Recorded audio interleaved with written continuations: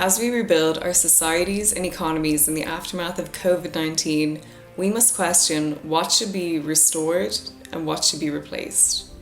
We talk of going back to normal, but what is normal about a natural world under threat from overexploitation and climate change?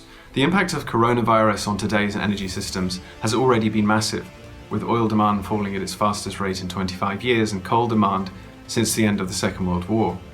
The fiscal stimulus measures that will inevitably follow will have an enduring impact on the energy systems of the future, and the G20 now has within its grasp a real opportunity, perhaps its last opportunity, to correct the world's alarming climate trajectory. How will the G20 take advantage of the positive impact that the COVID-19 pandemic have had on the environmental issues? How will it keep it persistent even when the pandemic subsides? As young global changers, we believe that national and international stimulus packages must follow Green Deal principles to address the pandemic. We must rethink investments and regulatory strategies to deploy job-generating green technologies and infrastructure to promote sustainable development. How might we make our global food supply chains less destructive and more sustainable?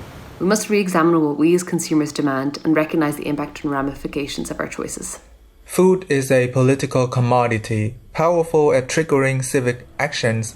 Let's seize the chance to call for peaceful and transformative actions toward a better system. Our definition of a country's well-being, the GDP, has not changed for decades. As it stands, we have an unclear definition of well-being, largely directly tied to a country's economic performance. Yet, it ignores substantial aspects of a society's performance beyond neoclassics. It ignores how a country performs socially, environmentally, and economically as a whole. Is equity and environmental sustainability possible when 10% of the world's population is still in extreme poverty?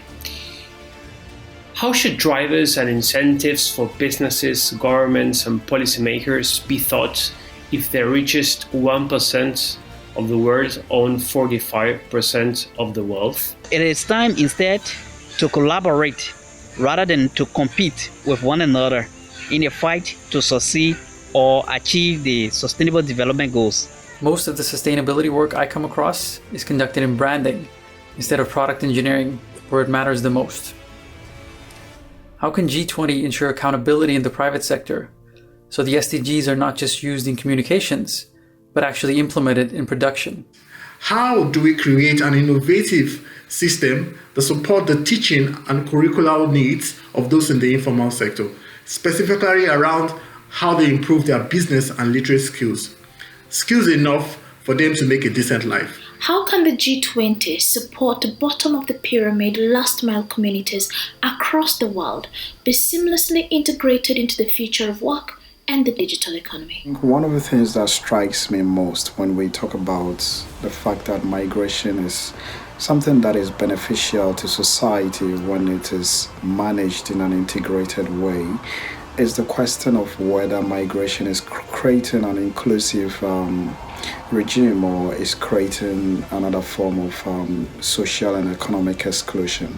I also believe that we should not think about migration as a singular issue, but merge it with other related topics such as the future of work and how migrants can address the skill gap. How could the G20 countries contribute to support gender equality and economic empowerment of women? What can the G20 do to implement AI principles and data governance? How will AI shape upcoming elections? And more broadly, how will AI shape the future of our democracies? Is it currently even possible to achieve common global principles around AI and data governance, given the very different mindsets and values that countries seem to have towards the use of technology? Because COVID-19 is affecting both developed and developing economies in very asymmetric ways, our concern is that an uncoordinated, slow-paced global response might jeopardize the crisis management effectiveness and leave the most vulnerable countries behind, with catastrophic consequences for their economies and societies. My question is, shouldn't the new order of multilateralism be something like thinking global and acting local? The G20 should listen deeper to indigenous peoples, youth, women, etc., to enable the deep collaboration we need for a collective future that is better for us all.